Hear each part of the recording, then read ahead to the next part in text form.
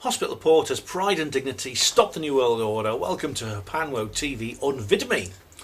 Right, well, to begin with, I hope that you like the new lighting effects. I've actually removed the portable light I was using for the last video because I did find it may be slightly too spotty and brighty on my face, you know. And I thought this one would be better. What I'm doing is I've got like a Microsoft Word document open on the monitor in front of me, and so you're basically getting a lot of light from that, and hopefully that will be enough. But do let me know if you don't like this particular lighting effect, and I will change it. But at this time of year, in where I live in southern England, there's going to be less and less daylight, and basically when I'm not at work it'll be dark for the next 3 or 4 months or so. So I won't be able to use natural daylight when I'm filming. Now I'm going through a phase where I'm rewatching old films. And you know that because I recently did a review of the film Eternal Sunshine of the Spotless Mind, which you'll find if you look down my catalogue. I've watched another one, and I want to talk to you about that. This is the film here. It's called Never Let Me Go. Now, I've been tempted to throw out some of my old DVDs because I've got a massive DVD collection. I've got about 300 DVDs, and I've been tempted to chuck them out because they're taking up a lot of space in my bedroom. But I'm glad I haven't. Even though I could watch it, I could pay a couple of quid and watch it online. I don't particularly want to. I'd rather keep the DVD. I just like having something solid in my hand that I can have the film on. You know, it's just like an old kind of I don't know why people do buy DVDs of things you can get online. I don't know. So I'm glad I haven't thrown any of them out. Now this film here, Never Let Me Go. It is from 2010. It's directed by let me just get up the details. Yeah, Mark Romanek. Screenplay by Alex Garland, who's best known as a novelist. He actually wrote a very successful book called The Beach.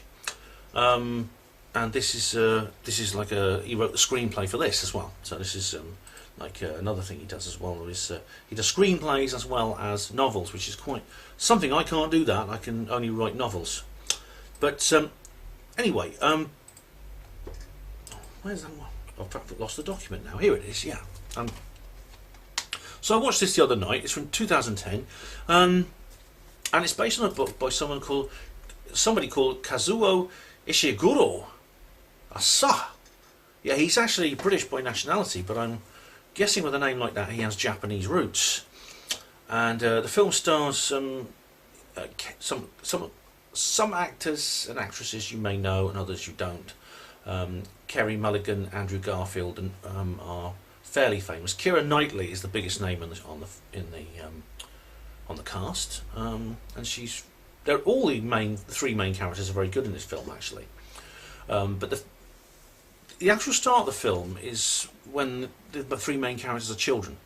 So it covers a long period of time. This particular movie it covers a period of about 20 years or longer, and it begins with the characters as children, and then there's another. So there's like the first act is basically the characters as children, and then the next act they are adults. So there's basically those two acts in the actual film. Now, the setting. Now, what happens is these three children who were played by Kerry Mulligan, Keira Knightley, and Andrew Garfield, when they're adults, who are played by children when they're children, are at a boarding school. They're actually at a traditional English boarding school of the kind you might see in films like If and Tom Brown's School Days and things like that. And it begins with that kind of setting. But something is not quite the same as in those other films I just made. You know, you've seen them, Dead Poets Society, etc. There's something a little bit different and a bit odd about this particular setting, and that is because, and I don't want to put any spoilers in here, but I'm going to have to put a few in. There's a lot of intrigue during this act because you don't find out immediately why everything is so unusual, but you know that there's something not quite right. For example, to begin with, the children appear to have no parents. They're not getting any visits from parents, and they don't go home for the holidays, or the holes as they call them in boarding schools. So that's very strange. They only have single letter surnames. The three main characters are called Kathy H, Ruth C, and Tommy D. That's their names. They also have little tags on their wrist, which they have to scan against electronic locks every time they pass through a door. And you have to actually wait till the end of that act, and then you find out more in the next act. But it's soon revealed that these children are actually all genetically modified clones. And then it turns out the setting is actually some kind of parallel universe. Now, I've talked about parallel universes before, I think. I certainly have on my YouTube channel. Certainly I've got some brilliant new YouTube videos up, so please do check those out. But basically, it's a world which is it's very, very similar to ours, but something is not quite the same. Most things in this world are identical. There's very, very little you could actually say would, apart from the presence of these genetically modified clones, there's very little indeed to where you could say anything. Things are in any way different. Everything else is exactly the same. They watch there's a George Formby movie they watch. Then they go to a seaside town, which is pretty normal. There's a travel agent's there. There's a greasy spoon where they sit and have a meal. Things like that. Everything else is exactly the same. But in this parallel universe, in the 1950s, some scientists perfected human cloning. This is something that probably exists in secret government laboratories, but has not been admittedly perfected in the overt world. Don't get me started on the secret government laboratories. I've made other films covering that. But this has led to massive medical breakthroughs. And as is predicted, that if cloning can be perfected, we would have a panacea for many, or almost a panacea for things. The downside, though, is that the clones at the school are necessary. The clones, they are essentially bred for these medical treatments, and these treatments involves transplanting their vital organs. So they have to have their vital organs and other parts of their bodies removed as part of this treatment. Things like lungs, liver, kidneys, corneas from their eyes, things like that. And this inevitably and eventually leads to their premature death. And they go through. Most of them go through several stages of this. They have what's known as harvests. The word harvest is a euphemism, which is I've heard used at the hospital. It's where someone is basically on life support and they're not going to recover, so they take their organs and then switch off the machine. This is something I've been involved in when I was a hospital porter, and it is termed a harvest. It's just a nice way of saying put the person on the table, take as much as you can from the body, and then pull the plug. Now, when the harvests take place on these living clones, they usually don't die the first time. They have their organs taken and then they recover, and then they carry on with their lives until their next harvest, and then they take more, and then they have another one, and it takes more, and usually by the time you've reached your third harvest, if you're one of these clones, you reach what is called completion.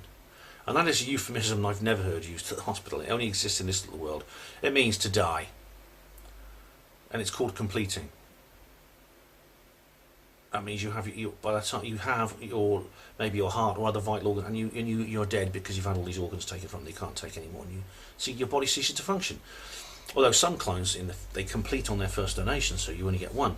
The result of this is these clones die young. They very rarely survive beyond their early 30s. And the school is an experiment into the medical ethics of this practice. Oh my goodness me! You see, it's a weird. It has this weird side. This imaginary world this film's in, because you think to yourself, my goodness. How can you have this weird need to check on the medical ethics of that practice as if it's never occurred to anyone before? But these people at this school want to know exactly how close to natural humans the clones are. So they make the children draw pictures, write stories, poetry, things like that, to see if they have a soul. They want to know if these children have a soul. Now this is a concept I'm familiar with. Now there's a very, very good book called Friday by Robert Heinlein, very famous science fiction author. It's one of his less well-known books, but it's best, I think. It's called Friday. It's about a female secret agent of the future who's also one of these clones. She's like a super soldier. She has she's extra strong, extra fast, etc. And she has a very human side to her indeed, more so than many of her natural-born fellows. Now, in the movie, the viewer is also left in no doubt that the answer to the question is yes. These clones are portrayed exactly like normal humans, and they are exactly like normal humans, physically and mentally. In fact, the whole story, the central storyline, the central plot of the storyline involves this very tragic love triangle between the main characters. And the couple who eventually end up together, they approach their completion, their very final donation, and they want to have more time on the Earth, or the alternative Earth. They want to be together. They want to be able to enjoy some time together. So they try to get what's called a referral, where they have their donations delayed a bit. What's really strange to me in this film, well, it's strange, it's also very good, is that it never occurs to any of the characters to simply refuse to donate their organs. Because there appears to be no coercion. The clones are permitted to live normal lives. They live in ordinary homes. Some of them even have cars. And they drive around. They could go on the run if they wanted to. And they wouldn't even, I don't think, there doesn't seem to be anything to force them to do these donations, even if they didn't go on the run. They're not kept in prison camps and just tied down, like political prisoners are rumoured to face in China, where they take organs from political prisoners and by force. That doesn't happen in this film. But why do they never object? It never occurs to them to actually object. And I suppose that's what makes it a more interesting story. If they were forced to, if they were simply kept in some kind of prison, and then when their time came, they simply would frog march out in chains down to the operating theatres, that would make it a far less interesting story. There have been plenty of science fiction novels about that sort of thing. So that's something to get you thinking, and I'm glad that element is in there. Now, this idea of a parallel universe is very, very interesting. Now, this is what I mean by that is, even serious scientists are considering this, that there may be worlds beyond this world, not out in space, on planets out in space, but worlds beyond this very universe, in a space beyond what we can see and perceive with our senses and with our minds. That's a big subject. Okay, I've done several videos on YouTube about that. There's one called Stargate Brighton.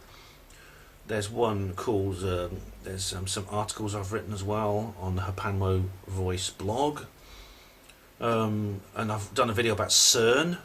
That's the thing, you see, it's like but serious scientists are considering this, which means that the scenario in this film might actually exist. In fact, according to the theories, it has to exist somewhere. If it's physically possible, it will exist somewhere out there in hyperspace. So something like this could actually be really happening, and in fact is almost certainly happening, which is mind-boggling. And I'm glad I don't live in that universe. It sounds awful.